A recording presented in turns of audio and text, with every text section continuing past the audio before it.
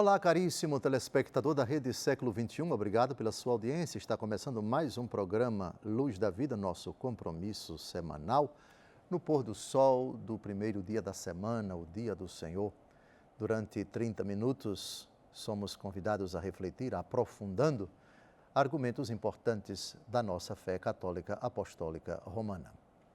Pela 13ª vez, o programa Luz da Vida se debruça sobre o argumento do paraíso. Paraíso, um dos 4 novíssimos. Novíssimos são as últimas realidades, as derradeiras realidades que acontecerão terminada a nossa aventura humana aqui na Terra. São 4 novíssimos: morte, juízo, inferno e paraíso. Ao tema da morte, dedicamos 29 programas. Ao tema do juízo, 65 programas já foram feitos. Ao tema do inferno, 28 programas. Ao tema do paraíso, com esse, 13 programas e ainda tem muito mais. Continuamos na linha dos programas anteriores a investigar argumentos, fundamentos, textos do Novo Testamento sobre essa realidade tão gozosa, tão jubilosa, que é objeto da nossa esperança, o paraíso. Terminada a etapa dos evangelhos, pelo menos os principais textos, e particularmente das palavras de Jesus, nós abordamos, entramos nos discursos dos apóstolos, nas cartas do Novo Testamento, Atos dos Apóstolos, as cartas do apóstolo Paulo, as 12 cartas, a carta aos Hebreus, as epístolas católicas e o livro do Apocalipse de São João. Não vamos ver tudo, evidentemente, mas as partes, digamos assim, mais relevantes. Antes de tudo, nós já vimos, e eu repito, a Escritura fala de forma muito sóbria do paraíso, do céu, mas o suficiente para solidificar, consolidar, corroborar, alicerçar sempre o suficiente a nossa fé nessa realidade que é o objeto do último artigo do Credo. Creio na vida eterna. Vamos então ao apóstolo Paulo. Alguns textos das suas epístolas foram por nós escolhidos e o primeiro deles é Filipenses capítulo 3, versículos de 20 a 21. Com a palavra, o grande apóstolo que pregou sobre o céu e viveu nessa expectativa. E antes de morrer, sua última carta foi exatamente esse belo texto do último capítulo da segunda carta que ele escreveu a Timóteo. Desde já, terminei a carreira, guardei a fé, travei o bom combate, desde já me está reservada a coroa da glória, que o justo juiz me dará naquele dia. Do tema da coroa, nós vamos tratar bem mais para frente. Agora, fiquemos com Filipenses capítulo 3, versículos de 20 a 21. Vamos ao texto. Nós, porém, somos cidadãos dos céus. É de lá que ansiosamente esperamos o Salvador, o Senhor Jesus Cristo, que transformará nosso mísero corpo, tornando-o semelhante ao seu corpo glorioso, em virtude do poder que tem de sujeitar a si toda a criatura. Cidadãos dos céus. Cidadania é uma categoria muito cara ao apóstolo Paulo. O que é que se entende por cidadania? Cidadania vem de cidade. É verdade que, quando se trata do vínculo que atribui direitos e exige deveres de uma pessoa que mora num país ou adquire vínculos de direitos e deveres com esse país, se fala de cidadania. É um sentido mais amplo da expressão cidadania. Fulano obteve cidadania brasileira. É estrangeiro, nasceu naquele país e, satisfeitas as regras do país, do nosso país, ele reivindicou e obteve cidadania brasileira.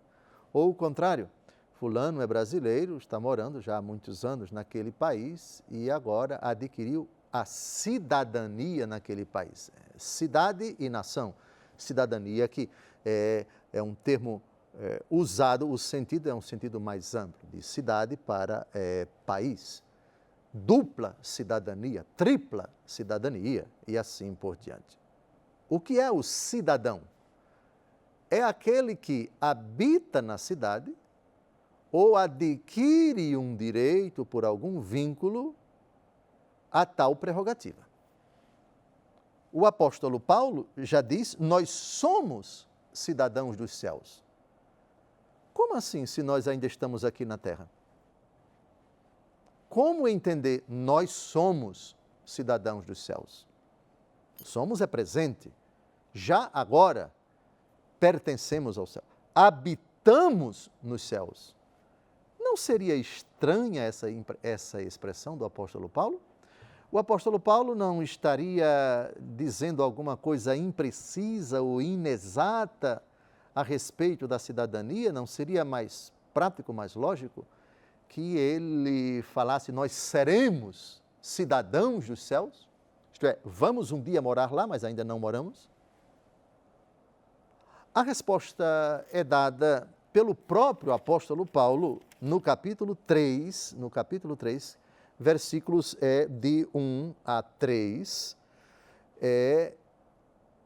que vai aparecer aí esse texto na tela do seu celular, do seu computador, do seu televisor. O segredo está precisamente nessa explicação. Leiamos o apóstolo Paulo e entendamos por que é correto, é exato, é preciso dizer que já somos cidadãos dos céus. Já somos. Então, Filipenses 3, de 20 a 21, está exato, é isso mesmo. Como somos se ainda não estamos lá? Iremos para lá, pelo menos esperamos ir para lá. E quando lá estivermos, precisamente, exata, completa e irreversivelmente, seremos, estaremos. Mas São Paulo diz somos. Ele mesmo explica, vamos ao texto. Se, portanto, ressuscitastes com Cristo, buscai as coisas lá do alto, onde Cristo está sentado à direita de Deus. Afeiçoai-vos às coisas lá de cima, e não às da terra, porque estáis mortos, e a vossa vida está escondida com Cristo em Deus. Pronto. Estáis mortos. Pela fé e pela conversão, ambas que foram coroadas na recepção do batismo, morremos para o pecado, com Cristo, que morreu por nós, que estabeleceu com sua morte de cruz a reconciliação com o Pai, pagou o preço do nosso resgate, fomos, expressão do apóstolo Paulo, sepultados com Ele e ressuscitamos com Ele. E ao ressuscitarmos com Ele, ainda que peregrinos ainda aqui na terra, nossa vida está escondida com Ele em Deus. Seu corpo ressuscitado, sua divina ascensão, sua entronização à direita do Pai, onde vive a interceder por nós, nossa vida está escondida com Ele. Se a nossa vida está escondida com Ele, já pertence a Ele? Se pertence a Ele, não somos mais deste mundo? Somos cidadãos dos céus. Então somos cidadãos, porque, atenção, de novo, Colossenses 3, versículo 3. Fácil até de decorar. Estais mortos, vossa vida está escondida com Cristo em Deus. Minha vida já está com Ele. Sua vida, pela fé e pelo batismo, já está escondida com Ele. Ora, se a minha vida está lá e não está aqui, apesar de eu estar aqui, vivendo a vida terrena, mas a vida que está escondida é a vida da graça, enquanto eu permaneço na graça, enquanto eu não me afasto dele, enquanto eu não recaio em pecado mortal, enquanto eu não vivo nas trevas, enquanto eu pertenço ao Senhor pela fidelidade, pela obediência, minha vida está escondida com Ele. Pronto. Se a minha vida está escondida com Ele, eu sou cidadão dele. o cidadão dos céus. Então, o apóstolo Paulo não foi impreciso, não foi inexato, e a linguagem que ele utiliza em Filipenses 3, de 20 a 21, somos cidadãos, ela é exata, ela é precisa, e eu vou repetir agora, nós somos cidadãos dos céus. É de lá que nós esperamos ansiosamente o Senhor Jesus Cristo, o Salvador, que transformará o nosso mísero corpo, tornando-o semelhante ao seu corpo glorioso.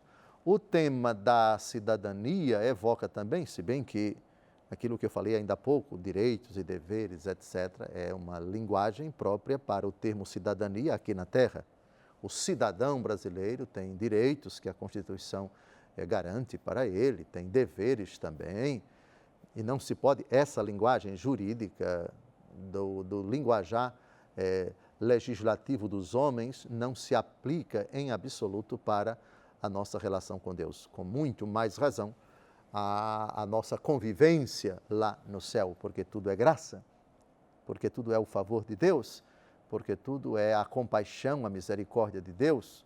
No céu ninguém tem direitos. Atenção, 1 Coríntios, capítulo 4, versículo 7, o que tens que não tenhas recebido?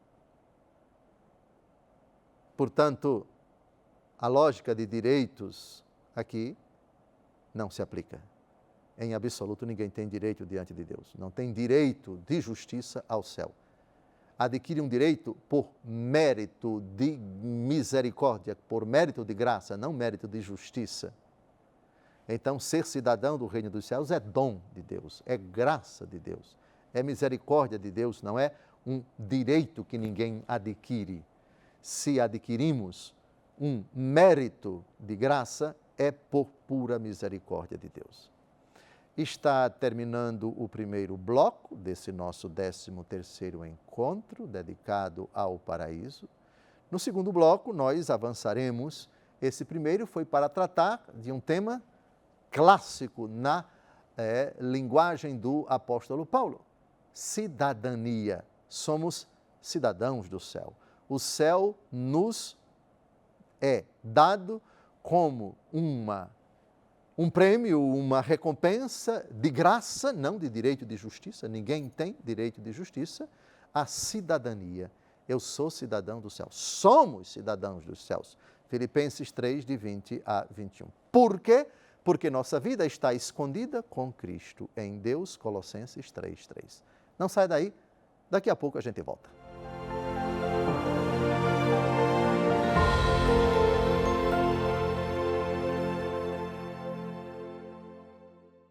Olá, caríssimo telespectador da Rede Século XXI. Obrigado por ter permanecido conosco depois desse breve intervalo. Está começando o nosso segundo bloco do nosso compromisso semanal, programa Luz da Vida, pela 13ª vez, debruçando-se sobre o argumento do paraíso. Paraíso, um dos 4 novíssimos, as últimas, as derradeiras realidades que ocorrerão com a humanidade terminada a sua breve peregrinação aqui na Terra. São 4 novíssimos: morte, juízo, inferno e paraíso. Ao tema da morte dedicamos 29 programas, ao tema do juízo 65 programas, ao tema do inferno 28 programas e ao tema do paraíso. Com esse esse é o 13º, 13 programas que dedicamos à reflexão desse argumento, o mais gozoso, o mais bonito, o mais belo, o mais desejado dos novíssimos. Na verdade, em absoluto, é o único desejado por nós. No primeiro bloco, vimos algumas pontuações que o apóstolo Paulo faz na carta aos Filipenses, capítulo 3, de 20 a 21. Citamos também Colossenses, capítulo 1, de 1 a 3, sobre o tema da cidadania do céu. O céu é a cidade da qual aquele que crê e é batizado, e foi batizado, adquire essa cidadania. O batizado é cidadão do reino do céu, porque nossa vida está escondida com Cristo em Deus. Foi o que vimos no primeiro bloco.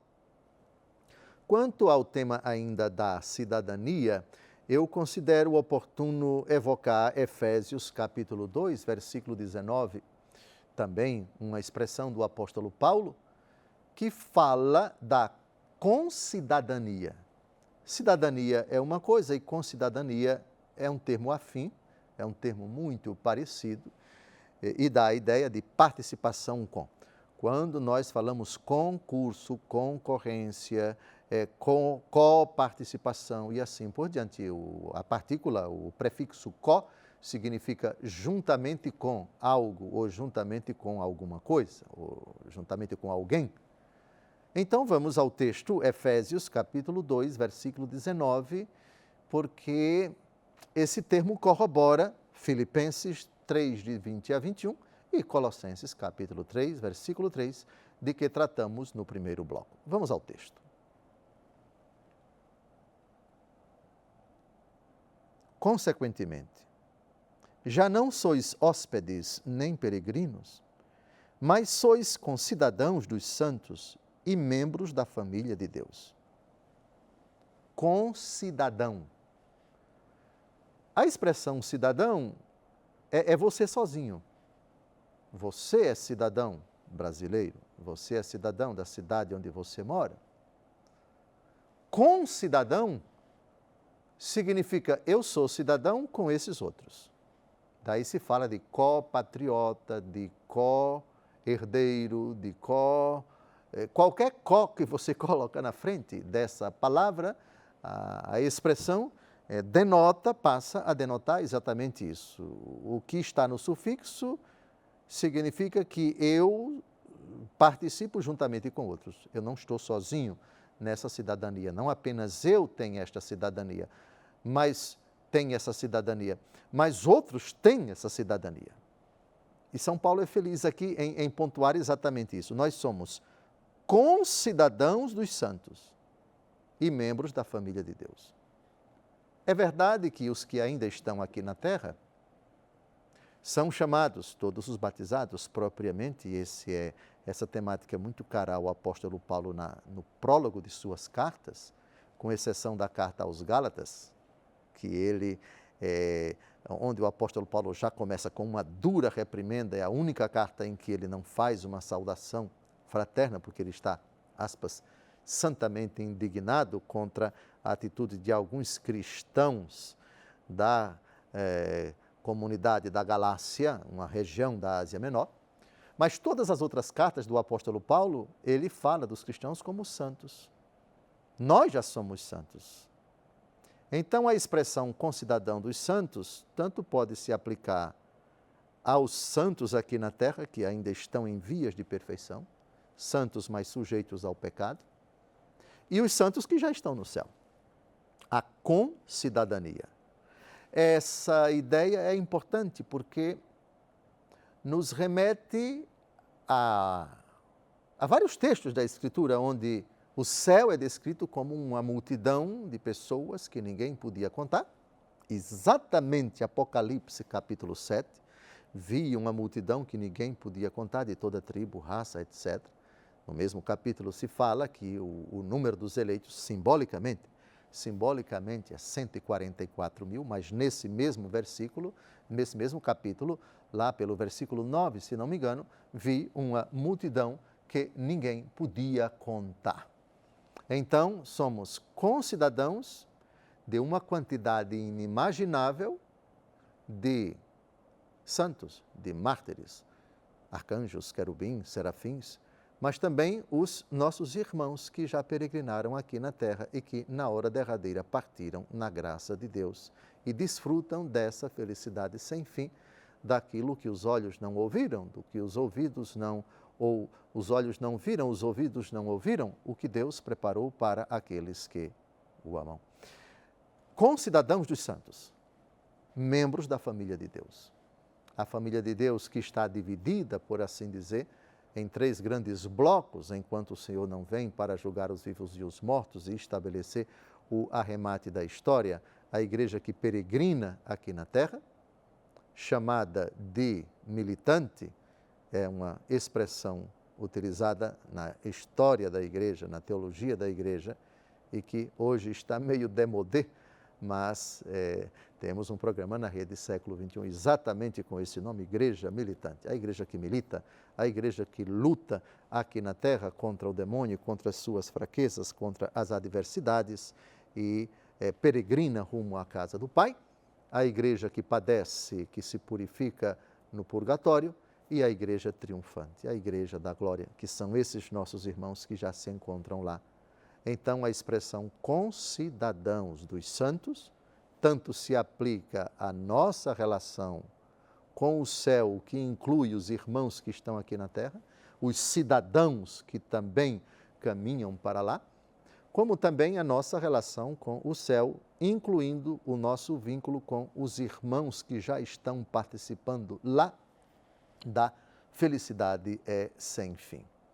Então, só para concluir, a ideia de cidadania, Filipenses 3, de 20 a 21, Colossenses 3, versículo 3, nossa vida está escondida com Cristo em Deus, e Efésios capítulo 2, versículo 19, que foi o texto que acabamos de abordar, somos concidadãos dos santos. Agora avancemos e vamos tratar o céu, vamos ver textos da Escritura que mostram o céu como prêmio para os vitoriosos. O que é a vitória?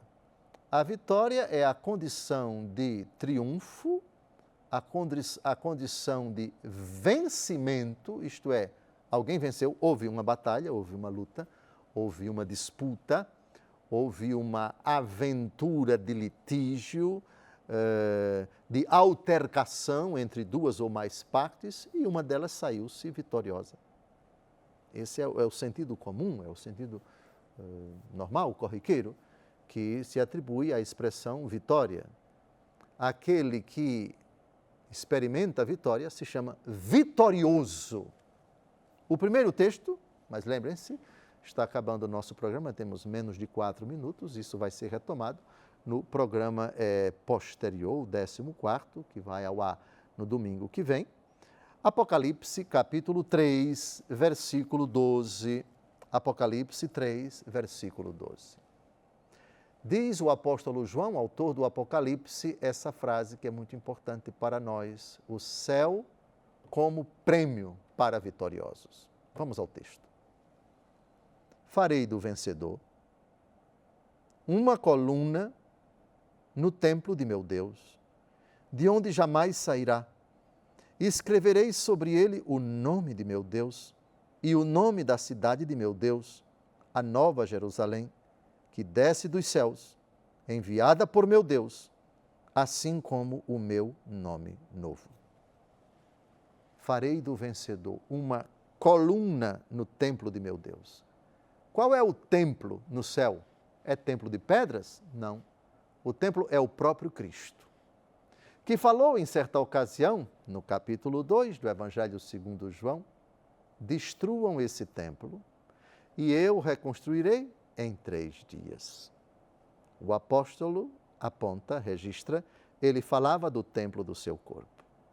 Então, por favor, farei do vencedor uma coluna no templo do meu Deus. Ora, se o templo de Deus no céu não é de pedras, porque não há necessidade disso, é o templo que é o próprio Cristo glorioso, sentado à direita do Pai, vivo e triunfante, por todos os séculos dos séculos. Como é que o vencedor vai ser coluna? Coluna em Cristo é uma imagem simbólica que evoca a ideia. Quando nós falamos de coluna, do que é que a gente lembra? Coluna é uma construção radicada no alicerce, que é levantada para sustentar algo. A coluna dá a ideia de firmeza, dá a ideia de segurança, dá a ideia de inabalável realidade, inexorável, indestrutível realidade. É coluna em Cristo, tu és Pedro, sobre esta pedra edificarei a minha igreja. E a igreja tem coluna, e ela é chamada pelo apóstolo Paulo a Timóteo, coluna e sustentáculo da verdade. A coluna é aquilo que sustenta. A coluna é aquilo que dá estabilidade à construção. Seremos estáveis para sempre, seremos firmes para sempre. Não haverá nenhuma possibilidade de você cair, de você sucumbir, de você só sobrar, de você ser abalado, de você claudicar. Isso acontece enquanto estamos aqui na terra. Ora, estamos firmes em Cristo, mas com as tentações nós caímos. Não, no céu seremos colunas. Isto é, não cairemos jamais, seremos firmes em Cristo. Jamais sucumbiremos, seremos sempre um eterno alicerce. O que a coluna é para a construção, nós no céu seremos. Está terminando mais um programa. Eu desejo uma semana abençoada para você. Glorifique a Deus que lhe deu a graça de conhecer a verdade que é Cristo. E essa é a finalidade desses programas, para que você conheça mais Cristo e seja coluna e sustentáculo da verdade. Deus abençoe sua vida. Até o próximo domingo, se Deus quiser.